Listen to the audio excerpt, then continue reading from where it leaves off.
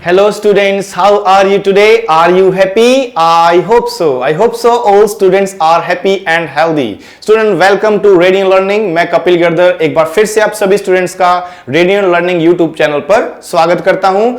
And now you are watching अभिनंदन batch. आप अभिनंदन बैच देख रहे हैं और इसमें बैक टू बैक आपके लिए क्लासेस हम लेके आ रहे हैं स्टूडेंट्स. इसीलिए इस चैनल को सब्सक्राइब कीजिए और इन वीडियोस को सभी स्टूडेंट्स में शेयर कीजिए. तो विदाउट वेस्टिंग एनी टाइम हम आज की क्लास स्टार्ट करते हैं.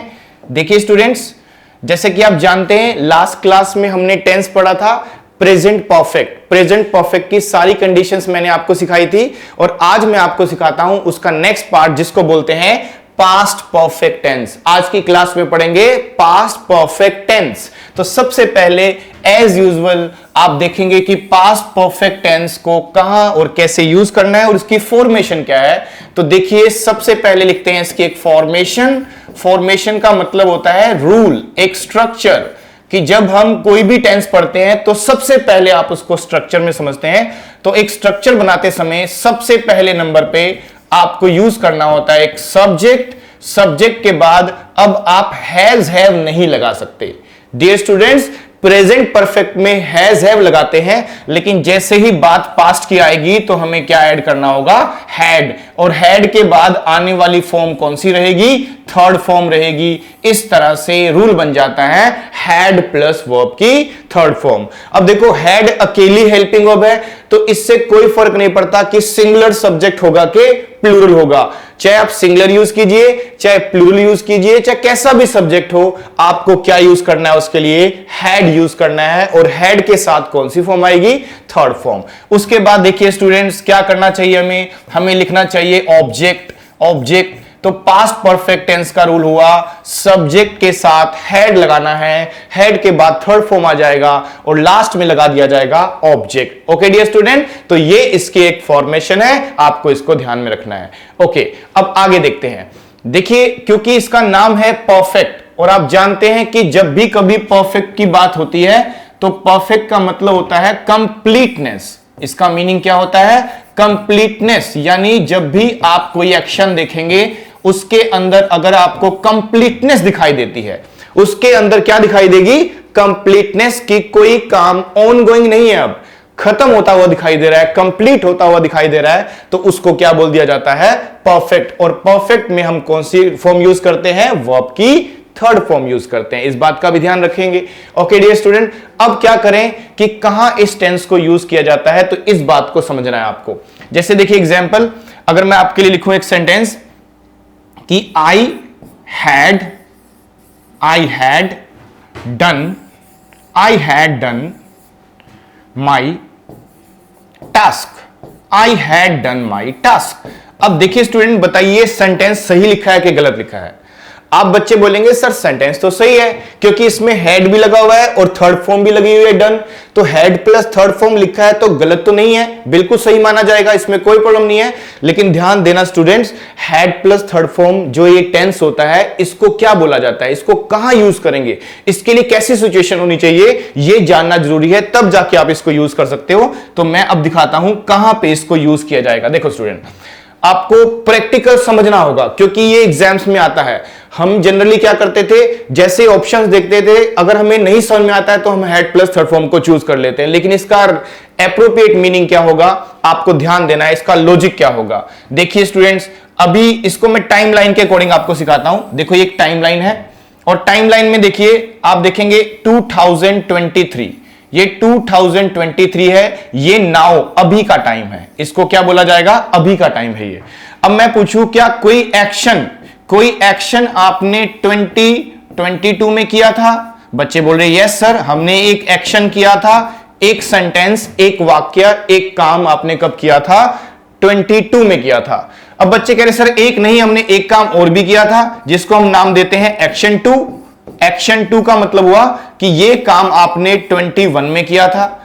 अब जरा ध्यान देना क्योंकि अगर आप इसको लॉजिकली समझना चाहते हो तो ये टाइमलाइन आपको समझ में आनी चाहिए. देखो अगर मैं पूछूं 2023 तो ये तो नाउ का टाइम हो गया, ये प्रेजेंट का टाइम है, इसको अभी हम पास्ट नहीं बोल सकते.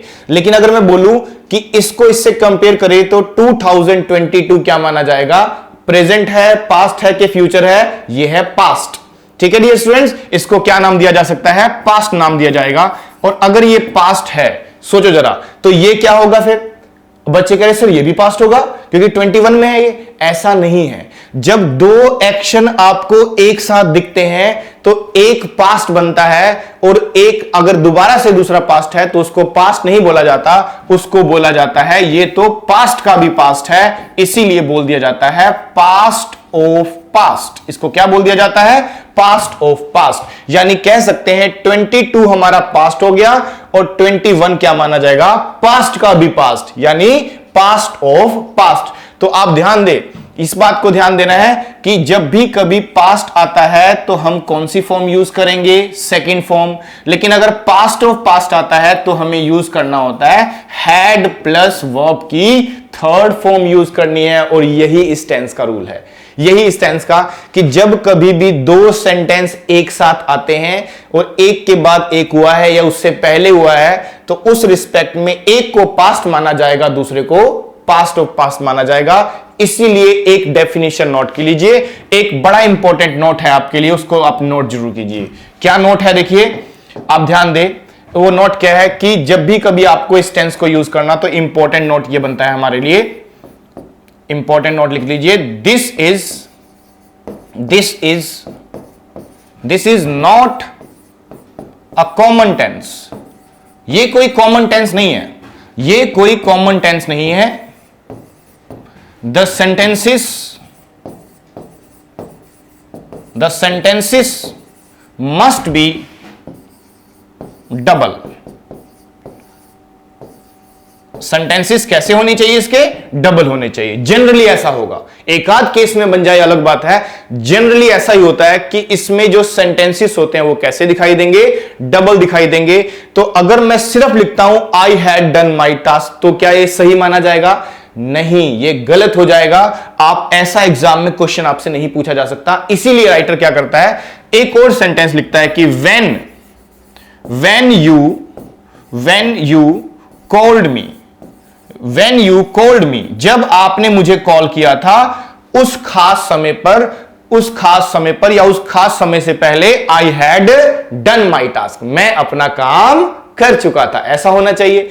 ओके डियर स्टूडेंट, तो सेंटेंसेस मस्ट बी डबल। तो ये हमारा क्या हुआ? कॉल्ड, ये पास्ट हो गया, और यहां पे क्या लिख दिया हमने? Had done. तो ये माना जाएगा पास्ट ऑफ पास्ट, यानी had plus third form. Call करने से पहले अपना काम उसने कर लिया था। ऐसा होना चाहिए। ओके डियर स्टूडेंट, अब देखो, जब भी मैं इस टेंस को पढ़ाऊं और अगर मुझे लगता है कि मैं दो सेंटेंस आपके लिए ना बोलूं, तो कहीं ना कहीं इस टेंस की इंसल्ट मानी जाएगी। सर कौन से हैं वो? देखिए, आपने ये सेंटेंस पढ़ा होगा, डॉक्टर के आने से पहले रोगी मर चुका था। ठीक है, आपने जरूर पढ़ा होगा ये सेंटेंस। ये तो बहुत पुराना सेंटेंस है, बहुत सारी बुक्स में लिखा होता है। फिर आपने एक सेंटेंस पढ़ा होगा कि हमारे स्टेशन पर पहुंचने से पहले गाड़ी जा चुकी थी। ये भी आपने पढ़ा होगा। तो ये जो दो सेंटेंस बने हैं ना, तो कहीं ना कहीं इस टेंस को समझाने में सफिशिएंट रहेंगे आपको कि किस तरह से देखो पास्ट परफेक्ट टेंस काम करता है। देखिए, मैं एग्जांपल लेता हूं, इन्हीं का एग्जांपल लेता हूं, आपको और समझ में आ जाएगा। देखो जरा, अब मैं एक सेंटेंस लूं आपके लिए, the patient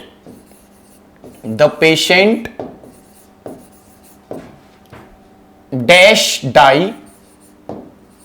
die before the doctor dash come. अब देखिए जरा, अब बड़े ध्यान से देखना इसको। अब देखो, दो सेंटेंस है इसके अंदर। बच्चे कह रहे सर यस, इसके अंदर दो सेंटेंस दिखाई दे रहे हैं हमें। अगर इसमें दो सेंटेंस है ना, तो आप बताइए कोई ऐसा वर्ड है जो जिससे पता चल रहा है कि कोई काम पहले और कौन सा बाद हुआ है? तो आप देखेंगे इसमें एक वर्ड यूज किया है जिसको बोलते हैं बिफोर। और बिफोर एक कंजंक्शन होता है जो दो सेंटेंसेस को आपस में जोड़ने का काम कर रहा है। और अब ध्यान दें कि पहले क्या काम हुआ है? पहले पेशेंट मर गया कि पहले डॉक्टर आया? तो बच्चे कह रहे सर पहले तो पेशेंट मर गया था, बाद में डॉक्टर आया। यानी डॉक्टर के आने से भी पहले क्या हो गया था? पेशेंट मर गया था। तो ये तो पास्ट है, लेकिन इसको क्या बोला जाएगा? पास्ट का भी पास्ट है, मोर पास्ट है। इसीलिए ऐसे टेंसेस को बनाने के लिए हम क्या लेते हैं? हैड और डाई का बना देते हैं डाइड, हैड डाइड। अब दूसरी साइड पास्ट होगा तो इसलिए कम नहीं आएगा, केम आ जाएगा, सेकेंड फॉर्म लगा देंगे इसको।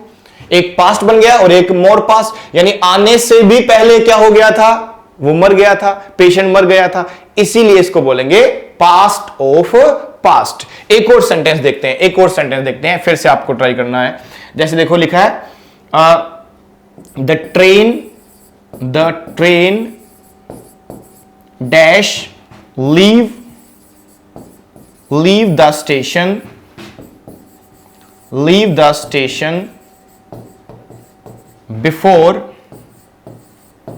before we dash reach there। अब देखिए ध्यान से, बड़े केयरफुली इसको बनाना है आपको। अब देखो इसमें दो सेंटेंस फिर से आए और फिर से हम किसकी हेल्प ले रहे हैं इसमें, फिर से हम देखो हेल्प किसकी ले रहे हैं, बिफोर की हेल्प ले रहे हैं। तो आप ध्यान दें कि फिर से बताइए कि पहले हम स्टेशन पहुंच गए थे कि पहले से गाड़ी जा चुकी थी। तो आप कहोगे सर स्टेशन पहुंचने से पहले ही क्या हो गया था, गाड़ी गई थी। तो ये तो बाद में हुआ होगा, यानी ये तो सिर्फ पास्ट है। तो इसको बनाने के लिए हम क्या यूज करेंगे, रीच्ड। लेकिन ये काम तो इससे पहले हो गया था, तो ये पास्ट ऑफ पास्ट है, तो हमें लिखना चाहिए यहां पे हैड लेफ्ट। क्या लिखना चाहिए, had left, the train had left the station before we reach there, ऐसे होना चाहिए। ओके डियर स्टूडेंट्स, तो इन बातों का ध्यान रखना है आपको कि जब कभी भी आप पास्ट टेंस बनाते हैं, पास्ट का परफेक्ट टेंस बनाते हैं, तो सेंटेंसेस कैसे दिखाई देते हैं हमें, डबल, और डबल सेंटेंस होता है। और आगे जाके हम देखते हैं कि कोई काम पहले और कौन सा काम बाद हुआ। तो अब बच्चे कह रहे सर क्या बिफोर की हेल्प से ही हमेशा बनाया जाएगा इसको, ऐसा भी नहीं है कि बिफोर की हेल्प से ही बनाया जाता है। आप बिफोर की जगह कोई और कंजंक्शन भी यूज कर सकते हो। जैसे देखिए कभी कभी आप देखेंगे तो आफ्टर लिखा मिलेगा आपको, आफ्टर।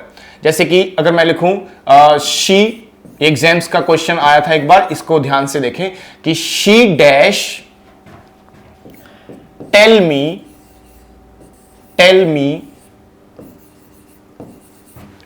हिज नेम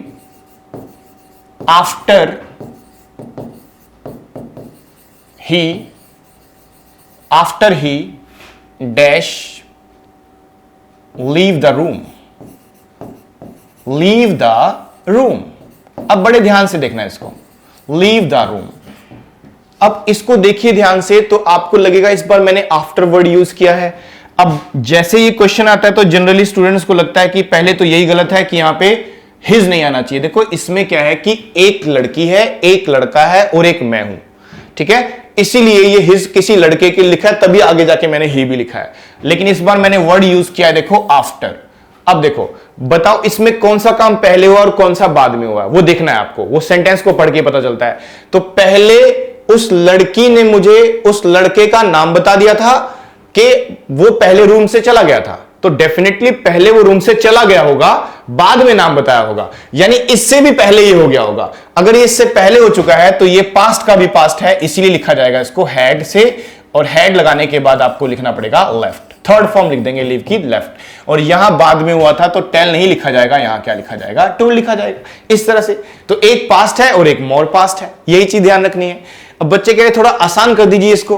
देखो आसान करने का तरीका क्या है कि जनरली ऐसा देखा जाता है कि वैसे तो बहुत सारे वर्ड यूज किए जा सकते हैं, लेकिन जनरली देखा जाता है कि बिफोर के साथ इनको बनाने का तरीका क्या होता है, बिफोर लेते हैं और हम लेते हैं आफ्टर। आफ्टर, तो बिफोर और आफ्टर ये दो ऐसे वर्ड्स हैं जिनके साथ इनको टारगेट किया जाता है। जनरली ऐसा होता है, बहुत सारे वर्ड और भी हो सकते हैं।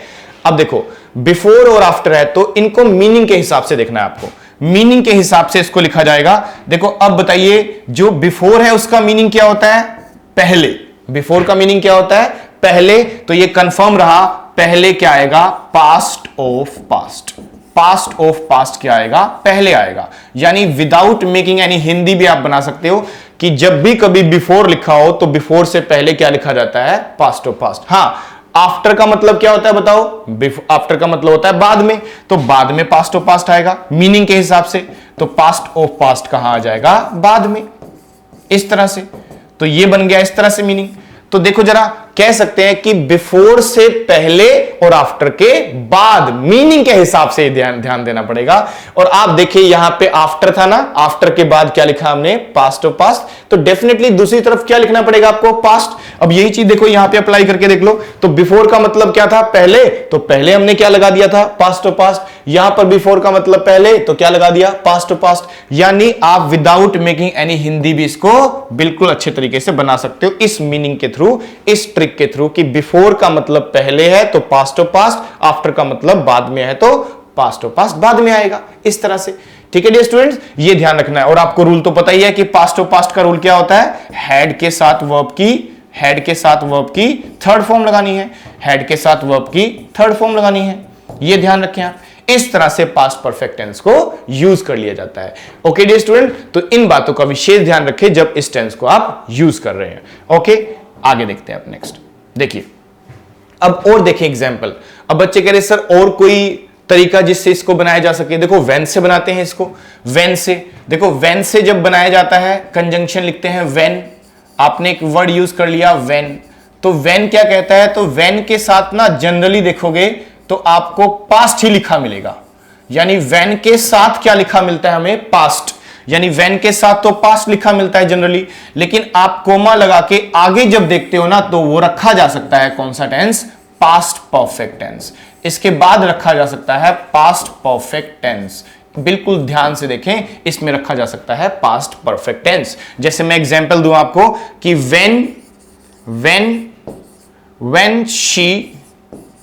when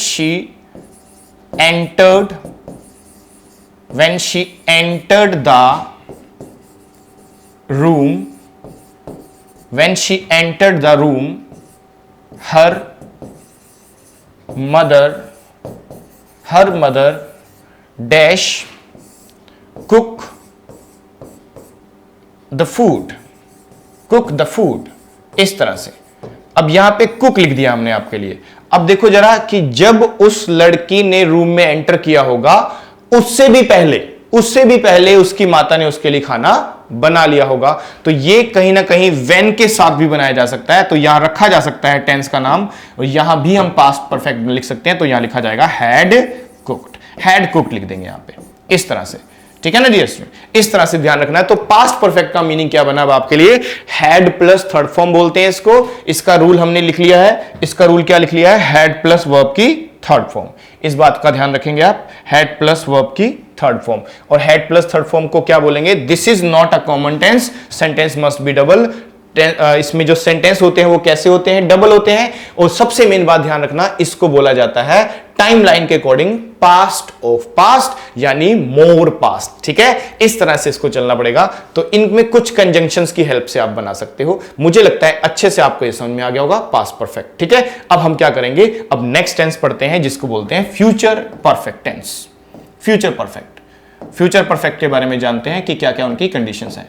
देखिए फ्यूचर परफेक्ट टेंस, तो प्रेजेंट परफेक्ट हो गया, फिर उसके बाद हमने क्या पढ़ा, फ्यूचर परफेक्ट अब पढ़ेंगे। और इसकी फॉर्मेशन लिख लीजिए सबसे पहले। तो सबसे पहले इसकी फॉर्मेशन लिखते हैं।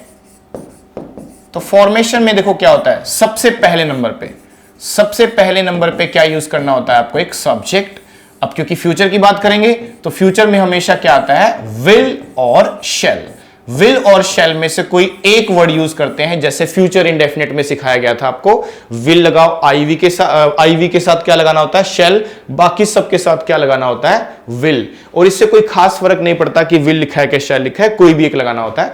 और आप उसके बाद, अब देखो यहां पे हमें हैव की फॉर्म लेनी है, तो हैज मत लिखना। फ्यूचर में हमेशा स्ट्रॉन्ग फॉर्म यूज की जाती है, तो हैव लिखा जाएगा, हैज नहीं आएगा, हैव आएगा। जनरली स्टूडेंट को लगता है कि विल के साथ हैज आ सकता है, जी नहीं, गलत हो जाएगा, हैज नहीं आएगा।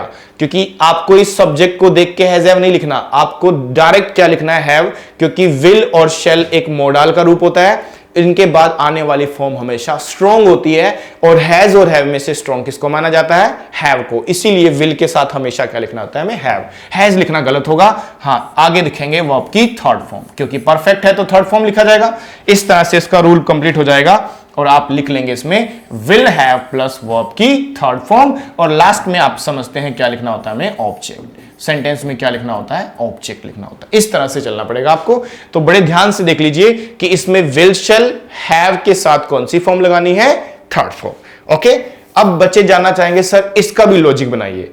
अब मैं आपसे थोड़ा थोड़ा रिवाइज कराऊं अगर, तो याद करो कि प्रेजेंट परफेक्ट जब आपने पढ़ा तो उसका लॉजिक क्या था, रीसेंट पास्ट, ऐसा पास्ट जो अभी अभी थोड़ी देर पहले हुआ है। उनके लिए वर्ड्स थे आपके पास, कौन कौन से वर्ड्स थे, ऑलरेडी, रिसेंटली, ऐसे ऐसे वर्ड्स लिखे थे हमने, जस्ट, जस्ट नाउ। लेकिन उसके बाद हमने आज की क्लास में कौन सा पढ़ा, past perfect.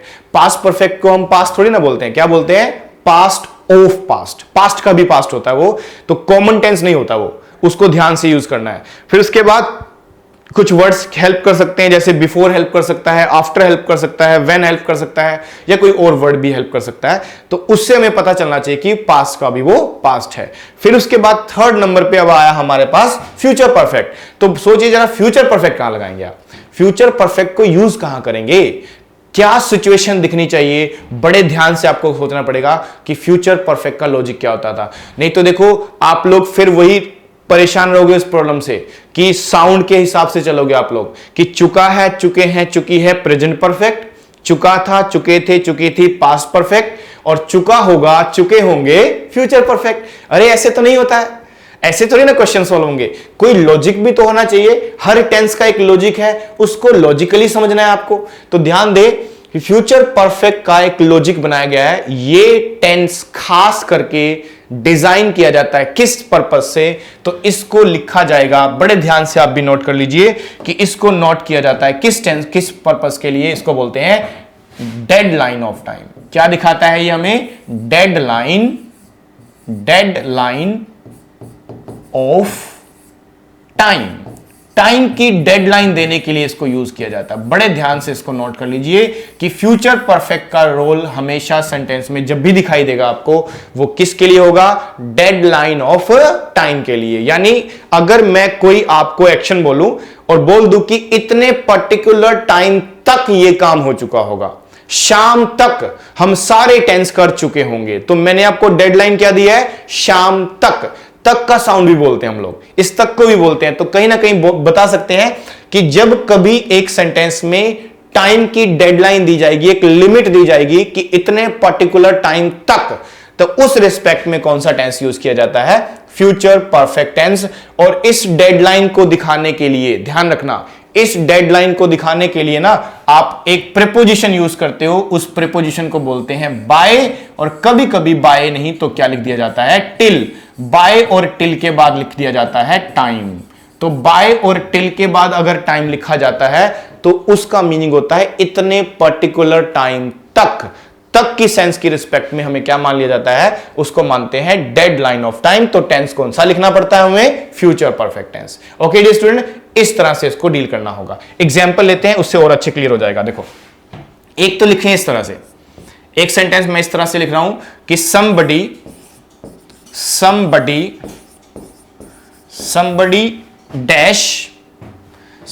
dash go to Shimla tomorrow।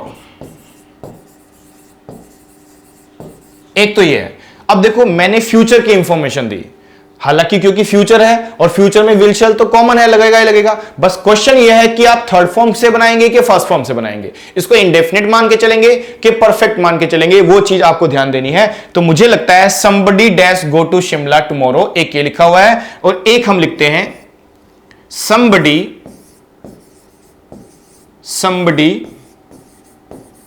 dash complete the project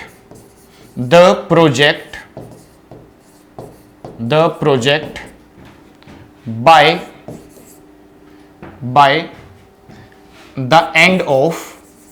the end of this month। ठीक है डियर स्टूडेंट। अब देखो ध्यान से, दोनों सेंटेंसेस में हम फ्यूचर की बात कर रहे हैं, दोनों में ही फ्यूचर का सेंटेंस लिखा होगा कि एक में टुमारो लिखा है कि ये काम कल होगा, और एक की इतने पर्टिकुलर टाइम तक हो जाएगा, इस महीने के अंत तक हो जाएगा। तो आप देखें यहां तो सिर्फ फ्यूचर का वर्ड है, कोई डेडलाइन तो है नहीं। ऐसे तो मैंने लिखा नहीं है कि बाय टुमारो, सिर्फ बोल रहा हूं कि कोई इंसान शिमला कल जाएगा। दैट मीन्स इसमें डेडलाइन नहीं है।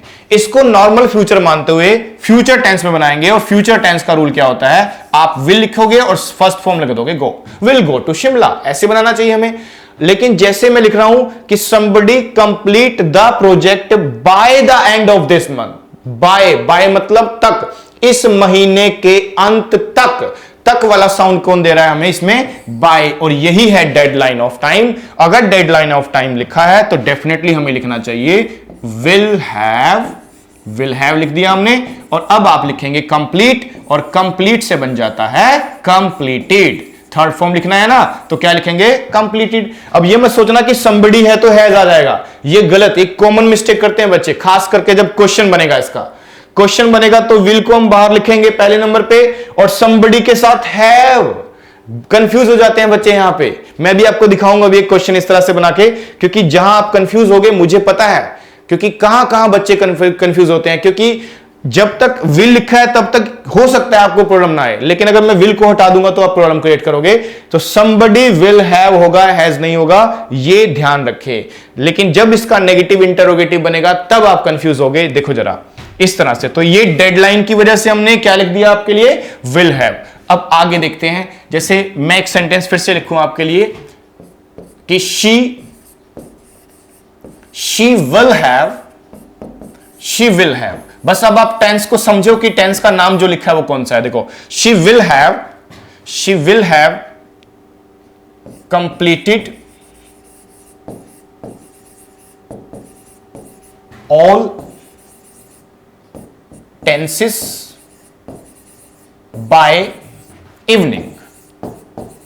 by evening का मतलब कब, शाम तक वह लड़की सारे टेंस कंप्लीट कर चुकी होगी। तो डेडलाइन क्या है इसके अंदर, डेडलाइन आपको दिखाई दिया, इसके अंदर डेडलाइन क्या दिया हुआ है, बाय इवनिंग। बच्चे कह रहे सर बाय का मतलब तो के द्वारा होता है। अरे बाय का मतलब के द्वारा तब होता है जब किसी पर्सन के साथ जोड़ा जाता है, जैसे बाय मी, मेरे द्वारा, बाय राहुल के द्वारा। लेकिन अगर बाय किसी टाइम वाले वर्ड के साथ जुड़ता है तो उस बाय का मतलब क्या हो जाता है, तक, लिमिट दिखाने के लिए। तो बाय इवनिंग का मतलब इवनिंग तक, उस पर्टिकुलर टाइम तक। आगे देखिए, अब यहां पे रूल लिखा है, देखो विल हैव कंप्लीटेड, बिल्कुल सही लिखा है रूल में कोई मिस्टेक नहीं है। विल भी लिखा है, हैव भी लिखा है, थर्ड फॉर्म भी लिखा है। लेकिन अगर मैं बोलूं इसी का आपको क्वेश्चन बनाना है, इंटेरोगेटिव, तो इंटेरोगेटिव में क्या होता है, यहां पे पहले नंबर पे क्या लिखोगे आप लोग, विल, और फिर यहां पे लिखा जाएगा शी।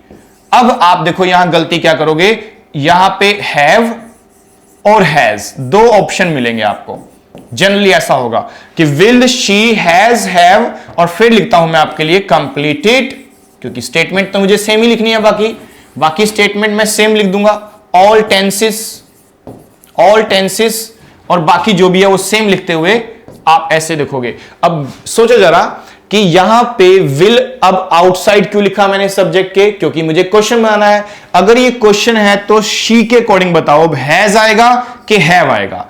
अब ज्यादातर बच्चे क्या सोचेंगे कि शी है तो हैज आना चाहिए, क्योंकि पढ़ने में भी अच्छा लग रहा है, और रूल भी यही कहता है कि शी के सिंगुलर है और सिंगुलर के साथ तो हैज लगाते हैं। लेकिन गलत है, आप ध्यान देना कि ये फ्यूचर परफेक्ट टेंस है, इसमें विल लिखा हुआ है, तो इसकी जो ये शी जो है ना, ये विल के अकॉर्डिंग लगा हुआ है। दैट मीन्स यहां पे जो हैव ही आएगा, विल के साथ कभी हैज नहीं आता, रूल यही है हमारा। तो इसीलिए ये गलत माना जाएगा यहां पे अगर लिखोगे तो। आपका आंसर क्या होना चाहिए, यहां पे हैव होना चाहिए। तो क्या हो जाएगा, will she have completed all tenses, यानी ये हैव किसी के अकॉर्डिंग नहीं लगा हुआ, ये हैव किसकी रिस्पेक्ट में लिखा हुआ है, विल के अकॉर्डिंग, और विल के अकॉर्डिंग हम यहां पे लिखेंगे हैव, हैज नहीं होगा, हैज बिल्कुल गलत हो जाएगा। हां, अगर ये विल नहीं होता फिर कोई प्रॉब्लम नहीं थी, फिर आप बिल्कुल सही मान लेते हैं कि she has completed.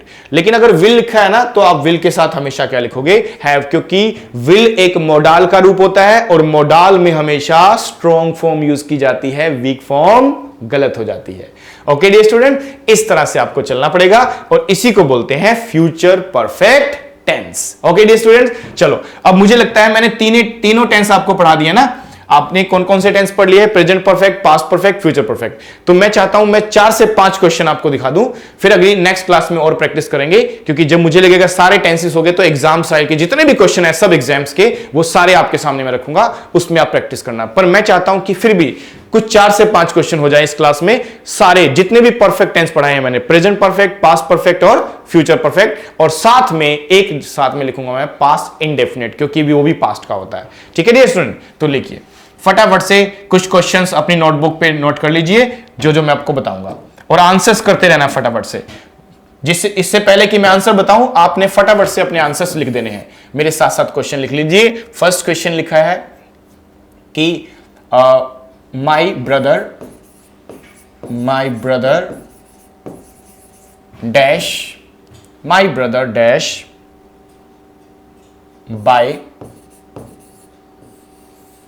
some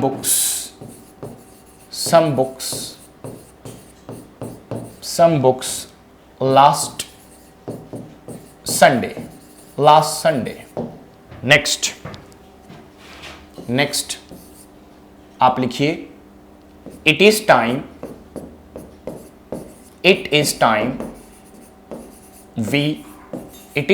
we dash call the police.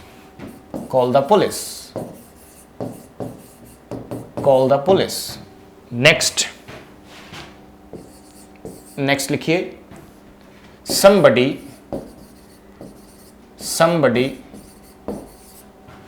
dash leave the class before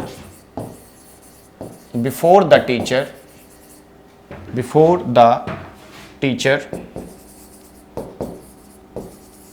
came. Next, 4th number पे लिखिए अब they dash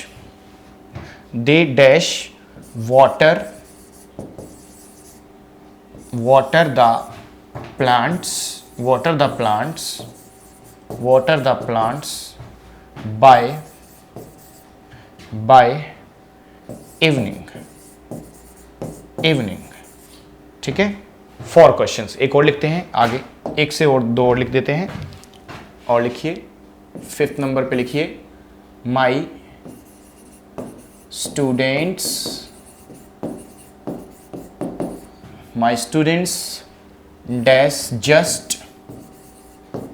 dash start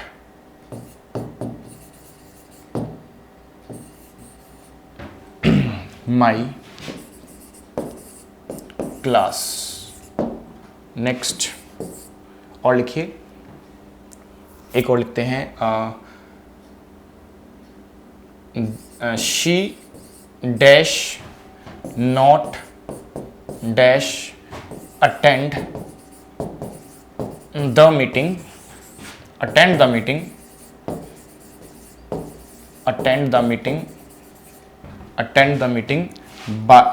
so far. ठीक है, ये कुछ क्वेश्चंस हैं, इसको बड़े ध्यान से केयरफुली आप बनाइए, इनके क्या क्या आंसर्स करेंगे। और ये सिर्फ आपको ध्यान देना 4 टेंस है। कौन कौन से टेंस है? पास्ट इंडेफिनिट है, ठीक है, सेकंड फॉर्म से बनता है। Present perfect has have plus third form से बनेगा। Past perfect had plus third form. Future perfect will have plus third form. देखते हैं किस तरह से आंसर्स होंगे। पहले सेंटेंस को पढ़ने से ना आप इसको टोन चेक करना, इसका लॉजिक चेक करना। तो देखो इसमें ना एक वर्ड लिखा है लास्ट संडे। लास्ट संडे क्या बताता है आपको? ये पास्ट की बात है, पास्ट की, और इसी को बोलते हैं pure past. Pure past sentence में लिखा हुआ है, तो यहां कोई और टेंस नहीं, पास्ट सिंपल होना चाहिए। सिंपल पास्ट का मतलब सेकंड फॉर्म, तो यहां क्या लिखा जाएगा? बॉट। वर्ब की सेकंड फॉर्म से बनेगा, यानी इसमें हमें लगाना चाहिए पास्ट इंडेफिनिट टेंस। अब नेक्स्ट देखिए, इट इज टाइम, क्या लिखा हुआ है? It is time we dash call the police. अब बच्चे कह रहे सर ये रूल कुछ कुछ सुना सा लग रहा है। आप देखो, याद करो, पास्ट इंडेफिनिट टेंस में पढ़ा था आपने। पास्ट इंडेफिनिट में पढ़ा होगा it is time, it is high time, it is about time. जब हमने सीखा था कि उनके बाद अगर सब्जेक्ट लिखा हो तो आप यूज कर सकते हैं वहां पे पास्ट इंडेफिनिट टेंस। अगर यहां प्रेजेंट है तो यहां वॉज होता तो अलग बात है, यहां प्रेजेंट लिखा हुआ है तो यहां पास्ट आएगा, और पास्ट दिखाने के लिए आप जानते हैं कौन सी फॉर्म लगानी चाहिए, सेकंड फॉर्म लगानी चाहिए। ठीक है डियर स्टूडेंट, सेकंड फॉर्म लगाएंगे। अब नेक्स्ट देखो, somebody dash leave the class before the teacher came। भाई टीचर के आने से पहले ही उसने क्या कर दिया था, क्लास को लीव कर दिया था। लेकिन हमें एक वर्ड भी दिख रहा है यहां पे, क्या लिखा हुआ है, बिफोर। यहां पे क्या वर्ड लिखा हुआ है, बिफोर। और बिफोर का मीनिंग क्या होता है, पहले। बिफोर का मीनिंग पहले, कि उस काम से पहले ही हो गया था। तो ये पास्ट ऑफ पास्ट है, और पास्ट ऑफ पास्ट में लगाते थे हैड, और हैड के साथ आती है थर्ड फॉर्म, तो लिखा जाएगा हैड लेफ्ट हो जाएगा। ओके डियर स्टूडेंट्स, आगे देखो, they dash water the plants by evening. अरे वो लोग पानी दे चुके होंगे पौधों को, और कब तक, बाय इवनिंग। और बाय इवनिंग से सीधा मैसेज आता है डेडलाइन ऑफ टाइम का। ये फ्यूचर परफेक्ट का इंडिकेशन है। फ्यूचर परफेक्ट का रूल आप लिखते थे विल, और विल के साथ लिखेंगे हैव, और हैव के साथ आ जाएगा वर्ब की थर्ड फॉर्म, और यहां हो जाएगा वाटर, और वाटर का हो जाएगा वाटर्ड। इस तरह से विल हैव वाटर्ड, हैज नहीं हैव होना चाहिए। ठीक है स्टूडेंट, आगे देखिए, आगे कैसे करेंगे। अब my students dash just dash start my class. अभी अभी क्लास स्टार्ट की है। जस्ट से क्या समझ में आता है सर, जस्ट का मतलब होता है अभी अभी, थोड़ी देर पहले। रीसेंट पास्ट होता है ये, और रीसेंट पास्ट को कौन सा टेंस बोला जाता था, प्रेजेंट परफेक्ट। और प्रेजेंट परफेक्ट है तो यहां ज्यादा स्टूडेंट्स हैं तो क्या लिखा जाएगा, हैव, और हैव के साथ आएगी थर्ड फॉर्म, तो यहां स्टार्ट से बन जाएगा स्टार्टेड। इस तरह से बन जाएगा प्रेजेंट परफेक्ट टेंस, क्योंकि रीसेंट पास्ट को बोलते थे प्रेजेंट परफेक्ट टेंस। आगे देखिए, she dash not attend the meeting so far. अब देखो यहां सो फार लिखा हुआ है, तो ये भी तो हमने प्रेजेंट परफेक्ट में पढ़ा था। बाय नाउ, सो फार, येट लिखा हो, सेंटेंस नेगेटिव हो, ठीक है, और इनकी पोजीशन लास्ट में हो, तो टेंस पास्ट इंडेफिनिट नहीं प्रेजेंट परफेक्ट होता है। तो प्रेजेंट परफेक्ट में क्या लिखते हैं, शी हैज नॉट, और अटेंड का थर्ड फॉर्म लिखना है तो क्या लिख दिया जाता है, अटेंडेड। क्या बन जाएगा, अटेंडेड। बन गया सेंटेंस इस तरह से।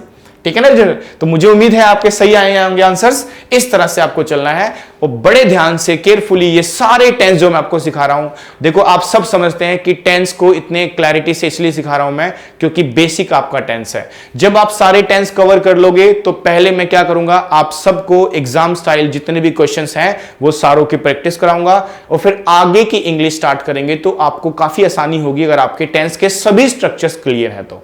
ओके डियर स्टूडेंट्स, तो विदाउट वेस्टिंग एनी टाइम इसी समय आप इस वीडियो को शेयर कीजिए और चैनल को सब्सक्राइब कीजिए, और जिस तरह से आप प्यार दे रहे हैं बिल्कुल बनाए रखें। और thank you for watching this video. फिर हम नेक्स्ट वीडियो में नेक्स्ट लेक्चर लेके आएंगे। Okay dear student, bye.